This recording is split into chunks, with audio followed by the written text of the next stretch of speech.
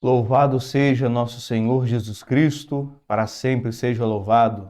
Meu irmão, minha irmã que nos assiste de casa, boa noite, Deus te abençoe e te faça muito feliz. Hoje estamos aqui para mais uma edição do nosso programa Identidade Católica, onde nós aqui nos aprofundamos na doutrina e na fé da Santa Igreja. Por isso mesmo, vamos iniciar o nosso programa de hoje santificando com a oração. Em nome do Pai, e do Filho, e do Espírito Santo. Amém. Vinde, Espírito Santo, enchei os corações dos vossos fiéis, e acendei neles o fogo do vosso amor. Enviai o vosso Espírito, e tudo será criado, e renovareis a face da terra. Oremos. Deus, que instruís os corações dos vossos fiéis com a luz do Espírito Santo, fazei que apreciemos retamente todas as coisas segundo o mesmo Espírito e gozemos sempre da sua consolação. Por Cristo, Senhor nosso. Amém. Inspirai, Senhor, nossas palavras e ações e ajudai-nos a realizá-las para que em vós comece e termine tudo aquilo que fizermos. Por Cristo, nosso Senhor. Amém. Em nome do Pai, e do Filho, e do Espírito Santo. Meu irmão, minha irmã, convido você que ainda não é inscrito, que se inscreva no nosso canal, ative o sininho das notificações para você receber todas as notificações do nosso programa Identidade Católica. E peço também encarecidamente que nos ajude a fazer o nosso programa chegar a cada vez mais e mais pessoas, para que o nosso programa tenha mais engajamento. Por isso mesmo eu peço a você que curta e comente o nosso programa, porque isso ajuda no engajamento, para que o YouTube possa oferecer o nosso programa para mais pessoas. E também, você nos ajudando nessa obra de evangelização, compartilhando o nosso programa Identidade Católica com outras pessoas. Vocês estão percebendo aí que cada programa tem aí o subtítulo, ou título, trazendo ali o tema específico da doutrina que nós vamos tratar. E isso também pode ajudar no sentido de uma consulta, Às vezes tá puxado para mim, para eu ver, todos os temas, às vezes a minha vida está muito corrida nesse primeiro momento, mas às vezes aquele tema, aquele assunto ali que me é mais caro, de maior dúvida e de maior necessidade, eu vou ali e escolho ali aquele tema específico e assisto, ok? Então conto com a ajuda, a colaboração de vocês. Então vamos lá, meus queridos. Hoje, finalmente, faremos a nossa quinta e última parte do último artigo do Credo, o Creio na Vida Eterna. Já falamos do juízo particular, do juízo universal, dos novos céus da nova terra, do céu, do inferno e do purgatório. E agora vamos então para o último assunto, que é a doutrina das indulgências. E como vocês conseguem perceber aí vocês podem perceber aí pela imagem, ali nós temos as chaves pontifícias, que são o símbolo máximo do brasão do Vaticano, Tem a tiara papal, E tem ali as duas chaves. A chave dourada representa o poder de ligar, Ou melhor, perdão, a chave cinza representa o poder de ligar no céu, que é ligar aquela luzinha vermelha de advertência por aquele que cometeu o pecado mortal, E a chave dourada é o poder da igreja de desligar a luzinha vermelha, para que assim se entenda que nós estamos de volta na amizade com Deus, Os pecados absolvidos. Então, a tiara e as chaves pontifícias são um símbolo que representa o poder que a Santa Igreja tem de salvar e santificar o mundo. E nos fundos tem ali uma balança. A balança de 2 pratos, ela é o símbolo da justiça. Porque a justiça é justamente o quê? Você dá o direito a que cada um tem as coisas que lhe são de direito. Não ter 2 pesos e 2 medidas. Julgar cada um de uma forma diferente conforme eu vou ou não vou com a cara daquela pessoa, por exemplo. Então, para que não haja 2 pesos, 2 medidas, a balança ela tem que estar equilibrada, para que assim a justiça aconteça. E a doutrina das indulgências, ela é uma consequência, um desdobramento justamente da justiça divina, que é misericordiosa ao mesmo tempo. Então vamos lá. Doutrina das indulgências. Aqui, vamos primeiro entender o que é a indulgência, o conceito de indulgência. A indulgência é a remissão, ou seja, o perdão, né? A remissão quer dizer perdão. É a remissão diante de Deus da pena temporal devida pelos pecados já perdoados quanto à culpa. Não é? Remissão que o fiel bem disposto obtém em condições determinadas pela intervenção da Igreja, que, como dispensadora da redenção, distribui e aplica por sua autoridade o tesouro das satisfações, isto é, dos méritos de Cristo e dos santos. Catecismo da Igreja Católica, parágrafo 1471. Então, padre, o que quer dizer esse palavrório todo aí que o senhor falou aí? Calma aí que já vamos explicar. Não precisa ficar apavorado.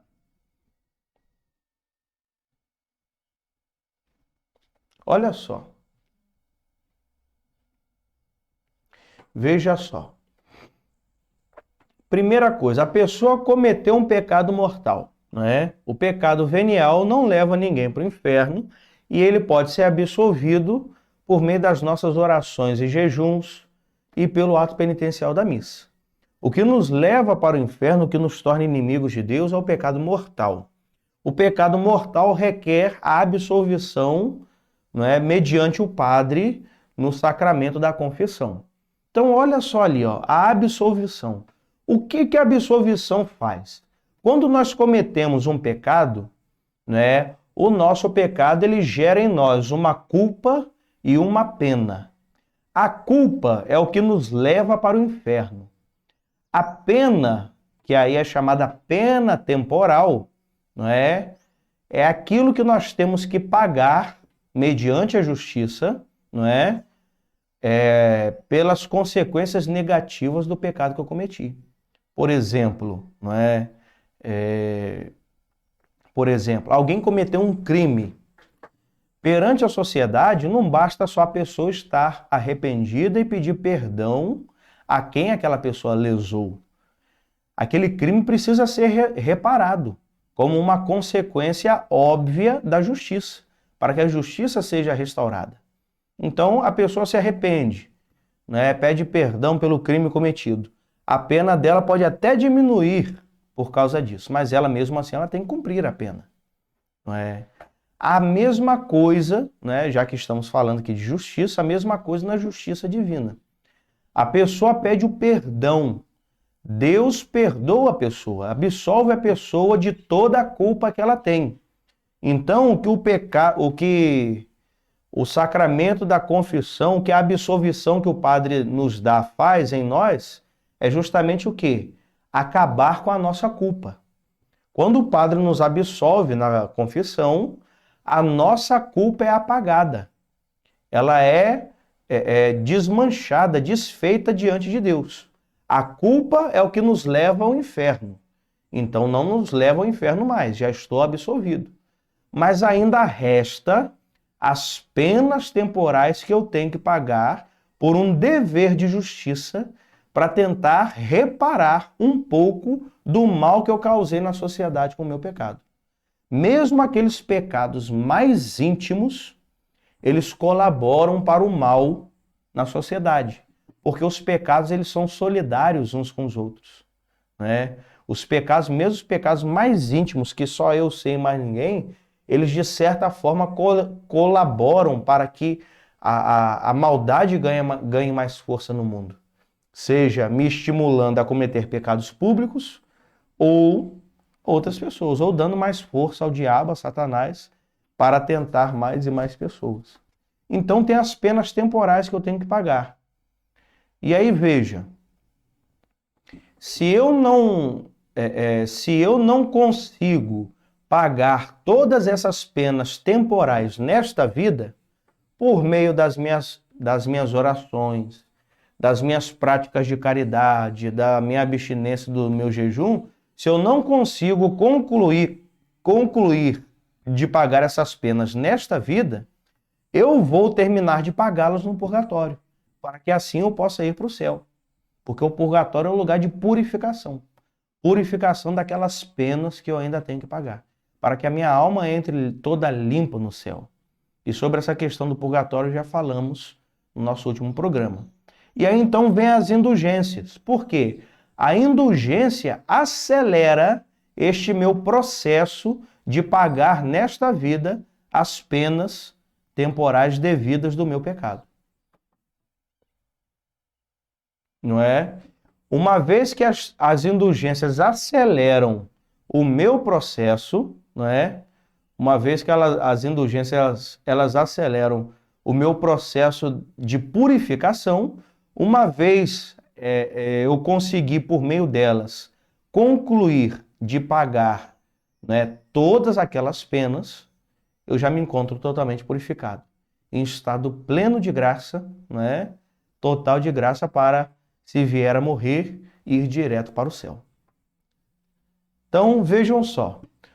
O pecado ele tem uma consequência dupla, né? O pecado, ele tem, quando nós cometemos um pecado mortal, ele produz em nós uma culpa ou pena eterna, não é?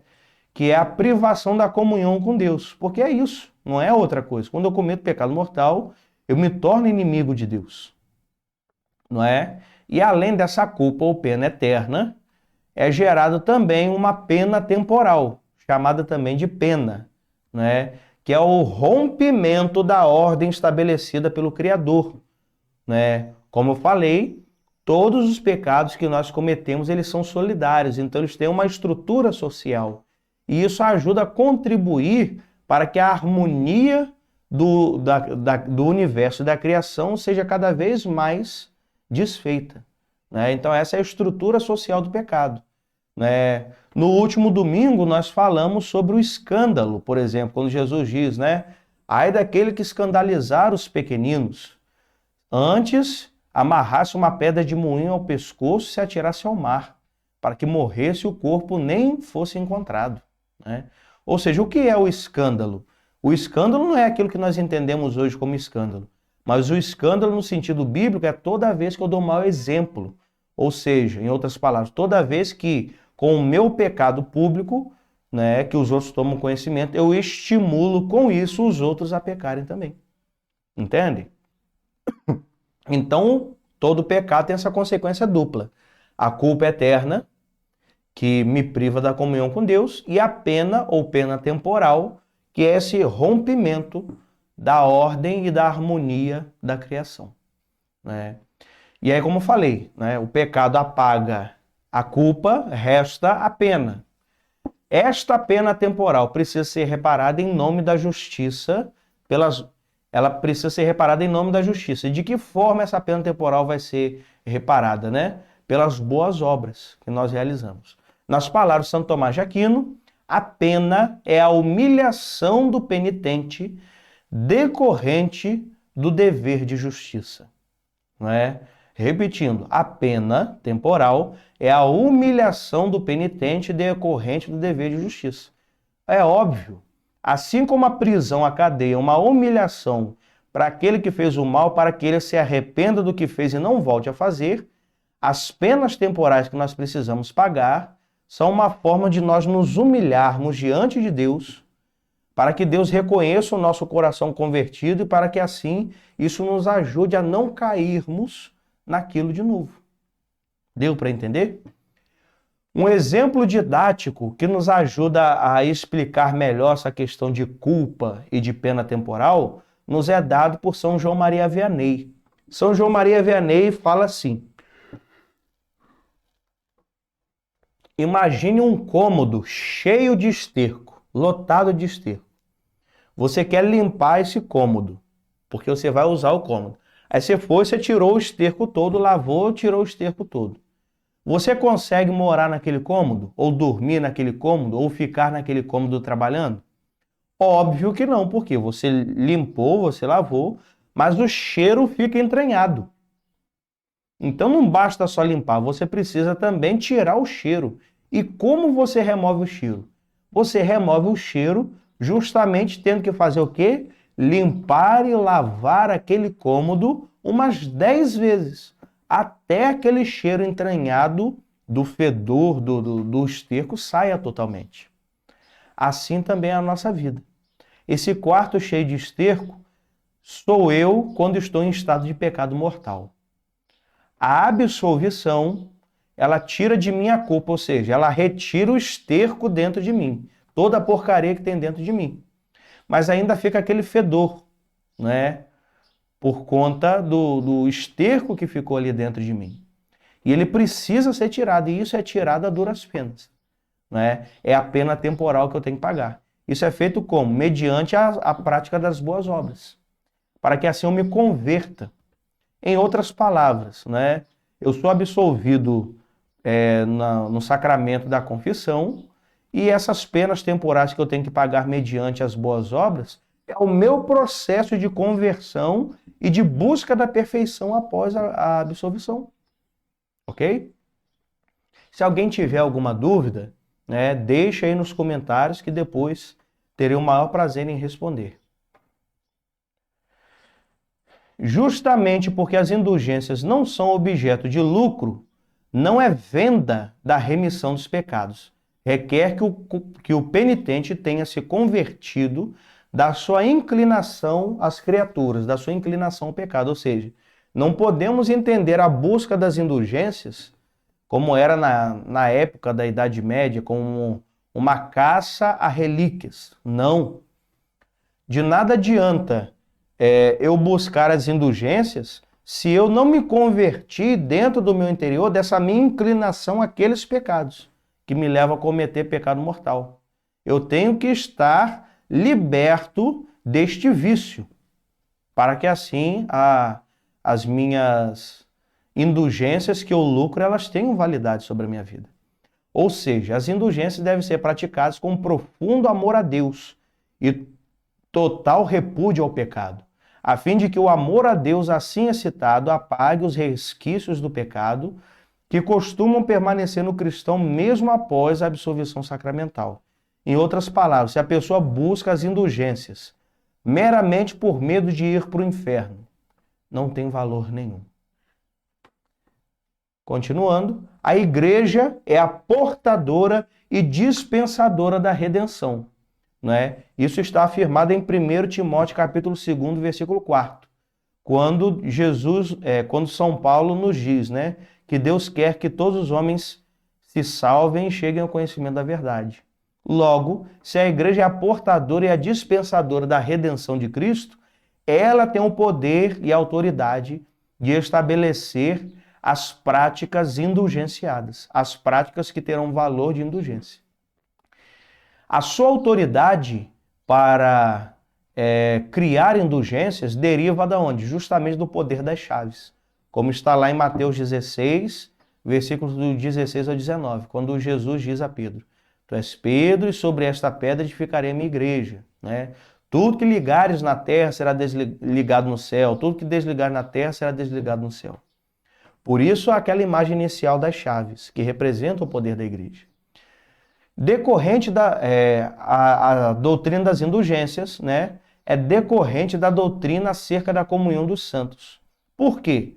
Porque os méritos de Cristo e dos santos são derramados sobre a igreja peregrina, nós que estamos aqui neste mundo, e a igreja padecente, as almas do purgatório. Um exemplo prático para entender isso daqui. Os inúmeros milagres de Cristo feitos por ele, ou por intermédio dos apóstolos, ou os outros santos, são um exemplo disso, né? Deixa o poder que a igreja tem de conferir indulgências, ok? Continuando então. As indulgências surgem na história da igreja no século IX. Ué, padre, mas não é matéria de fé da igreja, não? Sempre foi. Só que ela foi divulgada mesmo com maior clareza, ela foi divulgada para todo o mundo católico a partir do século IX. Nos primórdios do cristianismo, a absolvição dos pecados ocorria somente após o pecador prestar satisfação do pecado cometido, ou seja, uma penitência pública, para tirar do seu íntimo as raízes do pecado. E para isto tinha que submeter-se a rigorosa penitência, quaresma de jejum, com o penitente vestido de sacos e cilício, autoflagelação, viver de esmolas, etc. Neste tempo havia os confessores da fé, cristãos piedosos que encontravam-se encarcerados pelos perseguidores, aguardando o dia da execução para se tornarem mártires. Assim, os penitentes recorriam à intercessão destes futuros mártires da fé, que escreviam uma carta ao bispo, chamadas Cartas de Paz, para que a pesada penitência, a pena temporal, fosse remida pelos sofrimentos daquele mártir. Com este documento, as Cartas de Paz entregue ao bispo, o penitente era absolvido da pesada penitência pública que o confessor lhe impusera. Não é? A pena temporal que a penitência satisfazia. Assim, transferia-se para o pecador arrependido o valor satisfatório dos méritos alcançados pelos sofrimentos daquele mártir. Dessa forma, a igreja gradativamente começa a aplicá-los aos penitentes, que muitas vezes não tinham condições físicas para cumprir as pesadas penitências da época. Assim, a partir do século IX, começam a surgir as obras indulgenciadas, que eram obras mais brandas: visita a um santuário, uma peregrinação, oração do terço, esmolas, jejuns. As indulgências eram calculadas em dias, semanas, meses ou anos. Havia, por exemplo, a indulgência de 100.000 dias a menos no purgatório. Então, o que está dizendo aqui para nós? Como nós acabamos de ouvir de falar ali no ponto número 5, não é? As indulgências que a igreja dispensa sobre o povo, elas são consequência do quê? Dos méritos de Cristo e dos méritos dos santos. Como vocês viram ali, né? Nos primórdios da igreja, o sacramento da confissão, né, o perdão dos pecados, era dado uma vez só após o batismo. E mesmo assim, só era dado depois que a pessoa cumprisse todas aquelas penitências públicas pesadas que o padre ou o bispo dava para aquele penitente, não é? Vestir saco, andar na rua assim, passando por constrangimentos, justamente para quê? Para garantir que aquela pessoa nunca mais ia pecar depois da absolução. Deu para entender?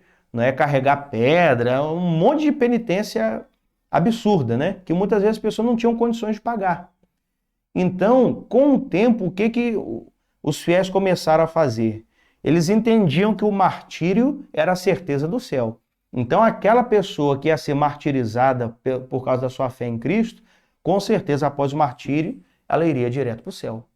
Então, as pessoas começaram a buscar esses mártires nas prisões, antes do dia do martírio, implorando a eles que escrevessem uma carta de paz. Essa carta eles escreviam, assinavam, essa carta era levada ao bispo, e o bispo, então, não é, retirava daquela pessoa, não é, a obrigação de cumprir todas aquelas penitências públicas. Aí está nisso daí o início da prática das indulgências. Então, com o passar do tempo, a igreja foi vendo a necessidade, então, de substituir aquelas penitências pesadas. Com isso, iniciou-se o costume na igreja, não é, das obras indulgenciadas. Então, não se tinha mais as cartas de paz dos mártires, a igreja transferiu isso para quê? Para as obras indulgenciadas. Porque esses mártires, mesmo mortos, estão no céu, intercedendo pela nossa santificação. Então, o mérito deles ainda é válido para nós hoje, mesmo eles já estando mortos e no céu. Deu para entender, gente? Né? E uma outra coisa interessante ali é que até o Concílio Vaticano II, na década de 60, as indulgências eram contadas em dias, né? As indulgências maiores, né, que eram as 4 indulgências plenárias que a gente pode coletar todo dia, né? A leitura meditada da Palavra de Deus e a adoração eucarística de, no mínimo, meia hora, são 2 indulgências plenárias que nós podemos lucrar todo dia, né? Essas indulgências mais poderosas eram calculadas em 100.000 dias a menos no purgatório. Qual foi o entendimento da igreja no Vaticano II? No além, o tempo não passa. Então, no além não existe dia, mês, ano, nada disso. Então, com isso, a igreja deixou de falar em penitência contada em dias para falar em indulgência parcial e indulgência plenária, que nós vamos ver aqui à frente. Desde o século VI, a prática ou praxe da igreja passa a ser a seguinte: o pecador recorreu ao sacramento da confissão e, depois de absolvido da pena eterna, da culpa, cumpriria alguma obra indulgenciada para a remissão da pena temporal devida. É o que a igreja faz hoje, O padre sempre dá uma penitência para a pessoa, não é? No final da confissão, não é assim? Aquela penitência já é uma obra indulgenciada. Só que aquela penitência que o padre dá, ela não é o suficiente para pagar todas as penas temporais. Por isso a necessidade de buscar, depois disso, buscar constantemente as indulgências, como prática de conversão diária. É imperativo que se saiba que as comutações, comutação é mudança, das pesadas penitências que os cristãos tinham que praticar no início, para as obras indulgenciadas, elas têm o seu apoio nas Sagradas Escrituras. Levítico capítulo 5, versículos 7 e 11. Que nos diz assim: se não houver meio de se obter uma ovelha ou uma cabra, oferecerá ao Senhor em expiação pelo seu pecado 2 rolas ou 2 pombinhos, um em sacrifício pelo pecado e o outro em holocausto. E versículo 11, se não houver meio de se encontrarem 2 rolas ou 2 pombinhos, trará como oferta pelo pecado cometido o 10º de um efá de flor de farinha em sacrifício pelo pecado. Não lhe deitará azeite, nem lhe porá incenso, porque é um sacrifício pelo pecado. Ou seja, a própria lei de Deus já permite, para o povo do Antigo Testamento. Qual era a obra que eles tinham que fazer em expiação dos pecados? Era o holocausto, o sacrifício de um animal. Esse animal tinha que ser um cordeiro, um cabrito, um bode ou um boi. Só que os mais pobres não podiam comprar um animal desse porte. Então, a própria lei já diminuiu o fardo dos pobres, dá um par de rolinhas ou de pombos, Ou então, se nem assim, 1/10 de um efá de flor de farinha de trigo. Então, ou seja, essa mudança que a igreja fez das pesadas penitências para as obras indulgenciadas, que são bem mais leves, tem seu apoio na própria Escritura. Após o Vaticano II, o Papa Paulo VI traz uma pequena mudança, Como eu tinha acabado de dizer, as indulgências deixam de ser contadas em dias, meses ou anos, passando a ser somente indulgência parcial ou plenária. A indulgência parcial ou plenária, conforme libera parcial ou totalmente da pena devida pelos pecados. Em outras palavras, eu tenho as penas temporais para cumprir. Se eu lucrei uma indulgência parcial, ela vai apagar de mim parte dessas penas temporais que eu tenho que cumprir aqui nessa vida. Agora, se eu lucrei uma indulgência plenária, essa indulgência ela vai apagar de mim todas as penas temporais devidas pelos pecados. Deu para entender? Parcial e plenária. Libera parcial ou totalmente da pena devida pelos pecados. E aqui algumas normas da igreja a respeito das indulgências. Se vocês jogarem no Google, Manual das Indulgências, vocês vão achar lá esse documento oficial do site do Vaticano. E aqui eu estou trazendo aqui as normas, que estão lá, Estou trazendo aqui as normas mais importantes. Norma número 7.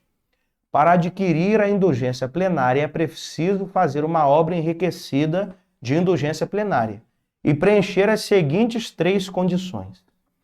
Ter se confessado, ou seja, estar em estado de graça.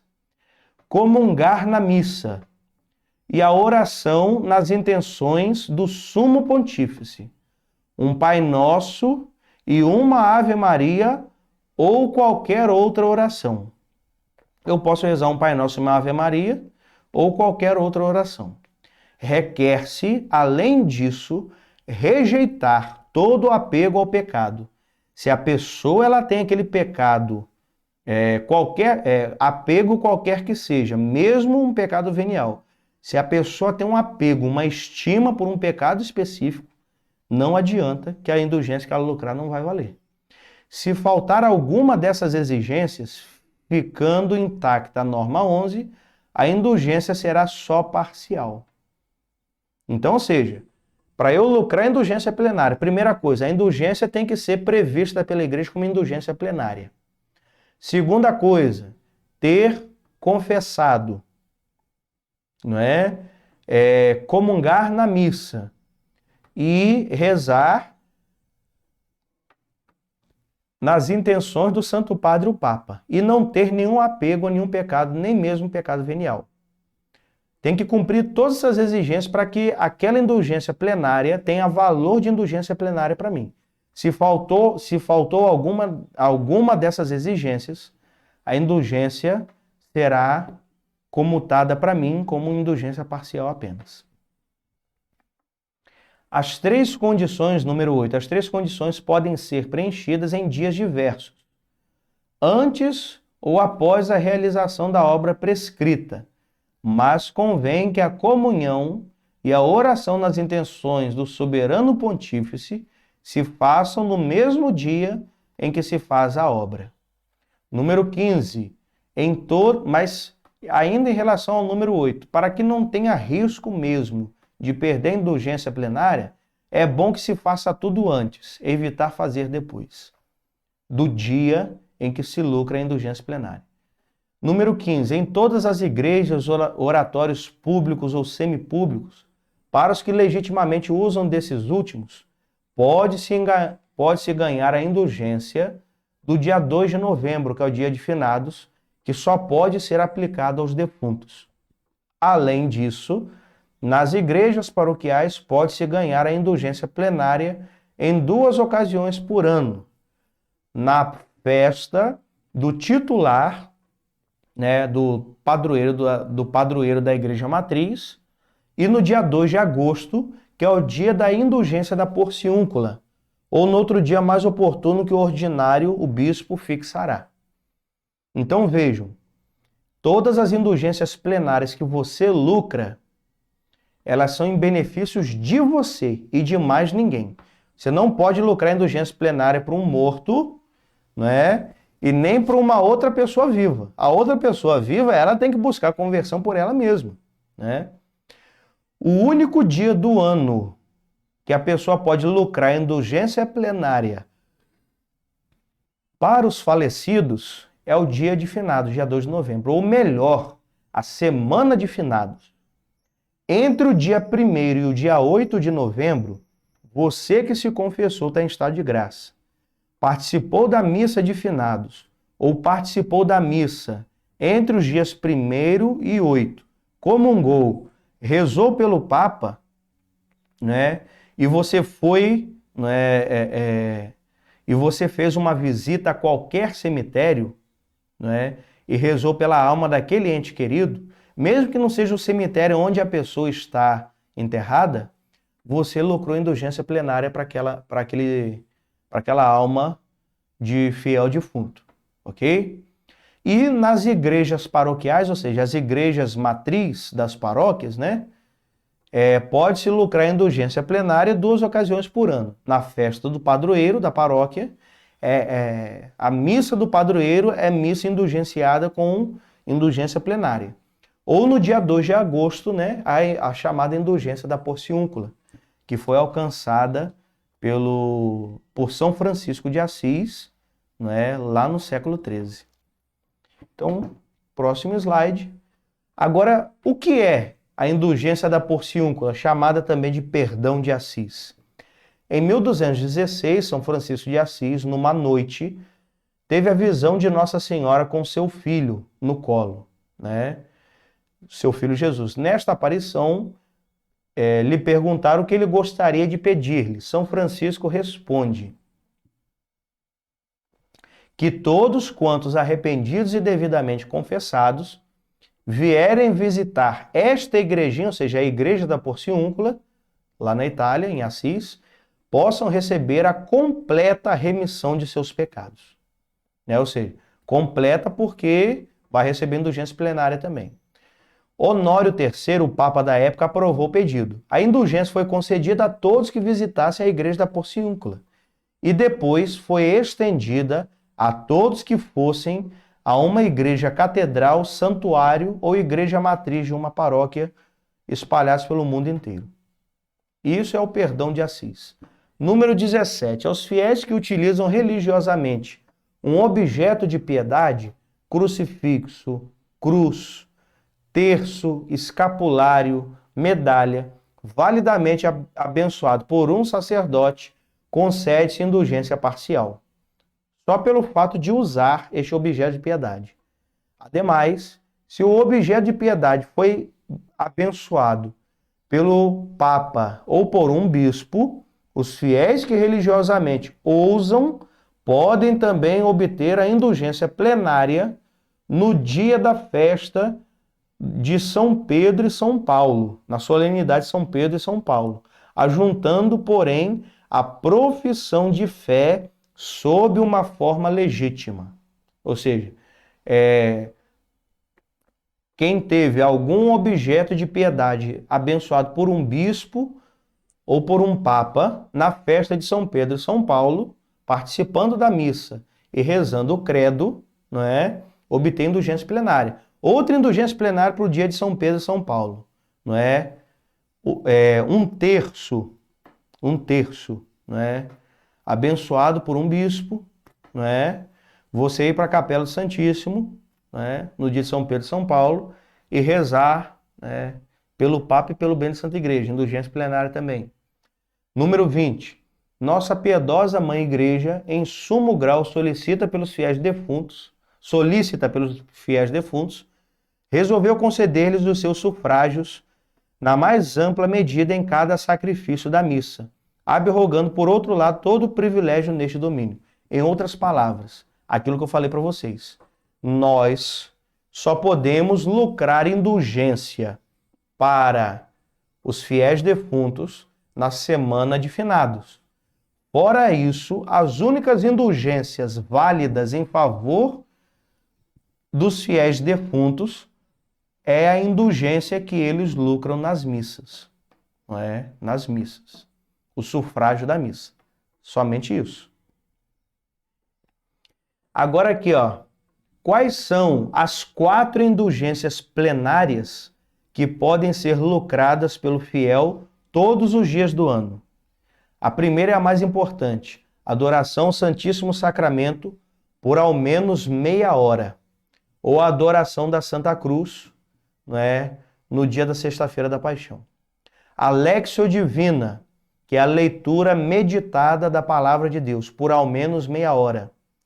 A recitação do terço, numa igreja ou oratório, ou em família, ou numa comunidade religiosa ou associação piedosa. Não é? A recitação do terço com outras pessoas, não é? A recitação pública do terço, né? É uma indulgência plenária lucrável diariamente também. E também fazer a via sacra, o exercício da via sacra perante as estações legitimamente erigidas. Quais são as estações da via sacra legitimamente erigidas? As estações da via sacra que estão nas igrejas. Se você faz o exercício da via sacra, né, pelas estações das igrejas, dentro das igrejas, é indulgência plenária lucrável diariamente também. Então é isso, meus irmãos. Por aqui nós encerramos. Aqui são as referências bibliográficas, não é? Desses 5 encontros que nós fizemos sobre o creio na vida eterna, ok? E é isso aí. Se alguém tiver mais alguma dúvida, não é? Eu peço que deixe a sua pergunta nos comentários do canal, né? Nos comentários aí do nosso programa de Identidade Católica, e eu terei o maior prazer em responder a todos vocês. Amém? O Senhor esteja convosco. Pela intercessão dos apóstolos Pedro e Paulo, abençoe-vos o Deus Todo-Poderoso, Pai, Filho e Espírito Santo. Amém.